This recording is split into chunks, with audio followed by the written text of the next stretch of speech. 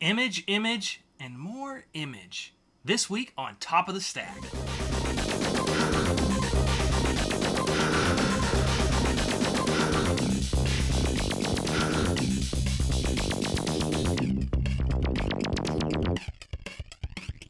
Thank you for joining us on this week's Top of the Stack. This is our weekly comic review where we take our weekly poll and pick out the 3 best comics to bring straight to you and give us our thoughts on them. Sometimes we have some honorable mentions, sometimes we don't. This week, in fact, we do. So let's get it kicked off with The Empty, number 6 by Jimmy Robinson. What do you got going with this? Well, it was the end of the arc. So, not gonna go... End of the series. Yeah, end of the series. Yeah. Sorry, not arc. I'm not gonna go into too much detail about it since it is the ending. As many of you know who have been listening to this, like, I really, really liked The Empty. I really liked the story, really intrigued to see where it went. And this was just kind of a letdown. Just when we thought, well, this has to be wrapping up soon, it kicked off a whole nother story situation. We're like, oh, I can see this going on for a while. No, this one... It left you hanging. I mean, and not in a good way. No. Not like, why the last man? I don't know about that ending either. I'm a little torn on that one. But anyway, so what was this issue about?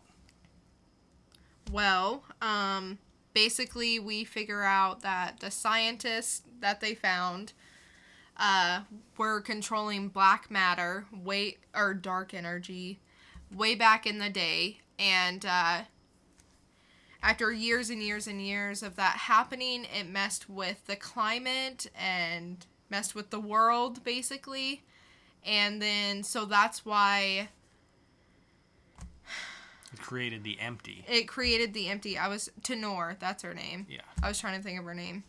That's why Tenor's world is garbage, basically, and Lila's world is great because it was the source of the energy, so she got all the good, whereas everywhere else across the world got the bad. And then I'll kind of leave it at that because it goes into a little bit more things that's going on, but... Unfortunately, I'm going to have to give this, like, a George Clooney. George Clooney? Okay. I really liked how you finally figured out everything. I thought it had tons of story in it as far as figuring out why this was happening. The political aspect that you saw back at Lila's area. I think it all happened too fast. Where she came back... and confronted everybody, and then what happened too fast is when this tornado storm thing's coming, and they're like, oh, let's get in the building and be safe. Oh, let's get out, this is happening. Oh! And then they help them all in, and there's the soldiers that are bad, like, let us by or prepare to fight, and they just move out of the way so they can fight or let them through, and everybody gets in, and then literally the next page, one more page of how this entire series ends. It was like there wasn't enough of an explanation. I don't think there was an explanation.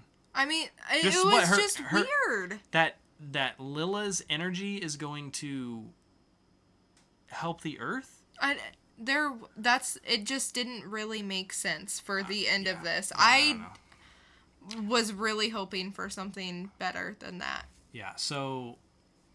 really good series as a whole. Yeah. I would give the series as a whole a Christian Bale. Yeah, I would too. But for this particular issue, the final issue of The Empty number 3 by Jimmy Robinson, you are giving it a George Clooney. I am giving it a Michael Keaton. So that is a George Clooney and Michael Keaton from Geek'd Up. Now, I want to review We Stand on Guard number 3 by Brian K. Vaughan, Steve Scocci, and Matt Hollingsworth. This one, again, starts on a flashback back in 2115 where our protagonist Amber, and her brother are hiding in a boxcar in a crate, and a hobo finds him and says, whoa, I'm not one of the enemies. I'm a hobo, just like you. And he starts explaining to us, and really them, what has happened in this world, and how much the U.S. has actually taken over in Canada, and that they're just going to continue. And the kids were trying to go somewhere up north that they thought was safe. He shows them, no, that's not safe. How about you get on a ship with me? Let's go to Greenland. Let's be safe. Let's get away from all this. But then we go back into the present. And this is where we get some really grisly information. We find out that in the last one we know, Liv got shot. Or Vic, sorry. I keep messing names up. It's Vic. Got shot and captured. We find out her companion comes back, lets them know that did happen. Then we get to see America's new torture device, which is is really interesting, and I could really see that being something sometime where you can be tortured to death and not die because it's all in your mind. It was really good use of drama and story there. Right. And as far as she can take all this pain and everything, but she's not gonna narc on any of her friends. However, her friends are worried that she's going to, so they're preparing this humongous for a battle, like ship droid thing they call the gorilla, in case she gives them up and they can fight. Well, it turns out she doesn't give them up until she uses a tactic and technique that is not approved. It's not an approved technique. That kind of blew my mind that they did this. Yeah. So I'll let you read to find out what that is. Let me just say it's very interesting tactic, I thought. And yeah. And you have to read it, find out if it works. If it doesn't, me personally, I always like the art is really good in this. I like it a lot. The story, it had its lulls, but I really like this one. It's showing the evilness of the U.S. and whatever they'll do anything to get what they want. So, what did you think of it? I agree with everything you're saying. A lot of interesting. God, it was just that freaking scene with the virtual reality was like enough to make you want more, you know, because it was just like so mind blowing what they did. Burns or melts her face off. And I'm gonna give We Stand on Guard #3 by Brian K. Vaughan, Steve Scocci, and Matt Hollingsworth a Christian Bale. I as well. So this 6-part miniseries, halfway through it is getting a Christian Bale geeked up. So last but not least, we had another image #1. We did. This time it's by Jeff Lemire, who also does Descender. Oh, okay. Among a myriad of other things. It's written by Emmy Lennox and colors by Jordi Belair. Again, it's Plutona #1. The solicits say that a costumed superhero is found in a forest. And that's kind of where we start out. Actually, it's exactly where we start out. She's kind of beat up, bloody, has flies all over her.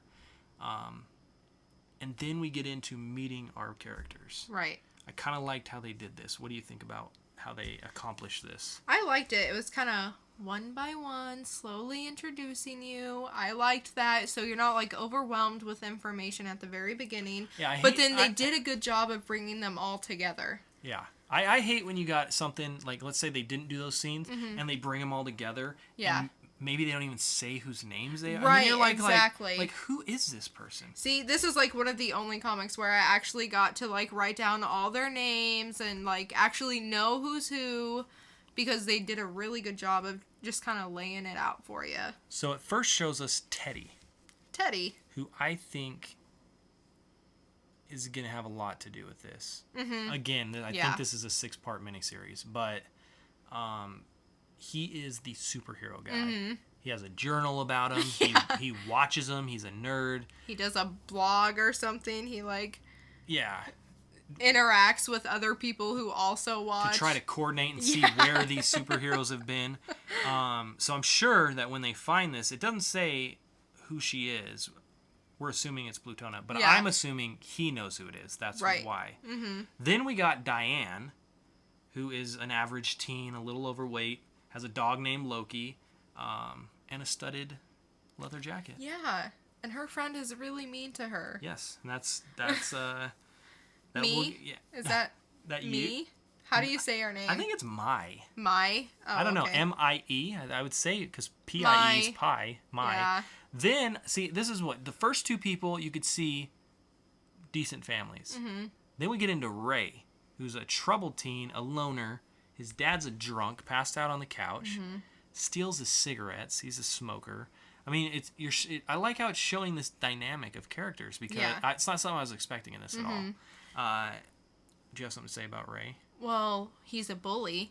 Yeah, he likes to bully Teddy. Yeah.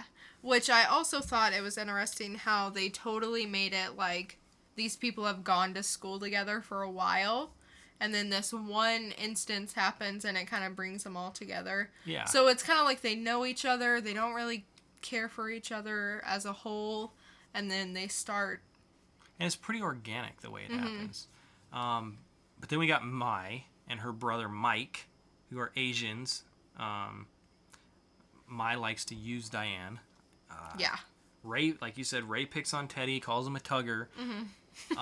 But basically, a few pages is just school, normal school things, until we get out of school, and this is where this thing happens where they all come together, and it's with Teddy doing his cape, what's it called? Cape watch or something? Cape spotting. Cape spotting, It's called cape spotting. And you also get to see a interesting side of Ray in this, where he initially starts out bullying him. All right, so yeah, obviously he's a damaged kid, just wants to be loved by someone. Then we see Mai. I gotta get that in my head. Mai and Diane and Mike all walking home from school together. They end up meeting up with Teddy and Ray, and instantly Ray snaps back into being a dick whenever people are around. Diane is all of a sudden Miss Cool and wants to smoke cigarettes. Yeah. So I thought that was kind of funny because it's totally like high school or school just trying to fit in, pretend to be somebody you're not. So I thought that was pretty. They just did a good job with this. I really liked this. Yeah, I thought it was going to be more about superheroes, and it's more about, it's like a Stand By Me coming of age comic, really. You know, I really like the art in this too. It's super crisp and clean, and that is what I like. And I don't know anything that Emmy Lennox has done. I would have to look it up, but yeah, I really like it too. So Mike runs away as they're chit-chatting and smoking and being cool. So they have to, Mike again is not Emmy, that's the artist. Mai's younger brother. So they have to go after him. And that is when shit goes down. They come up on Plutona. And that's that. Yeah. But that is not that. There's also a short story about Plutona involved in this, where she is struggling with being a mom and being a superhero, and she's off. And I kind of feel like, are we going to learn throughout these that as she's off, like you're going to have this kid story as the main thing, coming of age, figuring out, but you're going to have these short 4-page stories at the end about her, of her leading up to this. Yeah. So I'm thinking she leaves this kid at the end and never comes that's back. because they're like, you're always gone. Yeah. So overall, I thought it was good. Yeah. What do you give this one? I give it a Christian Bale. Christian Bale, and I am giving it a Ben Affleck. Oh, girl. Oh, girl. I'm not doing it again. So, Plutona #1, as you can see, really liked it. It is getting a Christian Bale and a Ben Affleck from Geek'd Up. But wait, there's more. There's more. We have a few honorable mentions this time.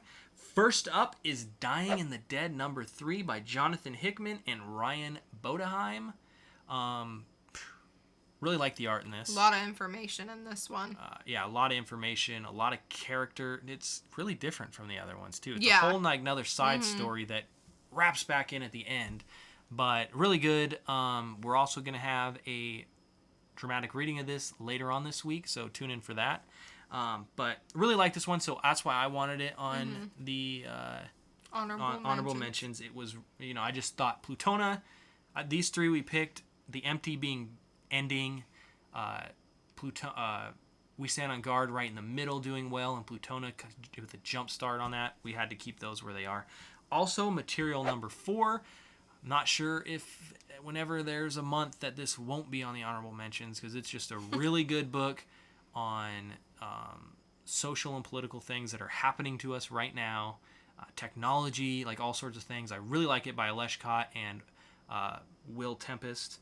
So check that out. Also, this week came out Max Payne Fury Road trade paperback. And if you love Mad Max or just kind of like it and like the movie, man, this gave you a lot of information on Immortan Joe, Nux, Furiosa, and Max.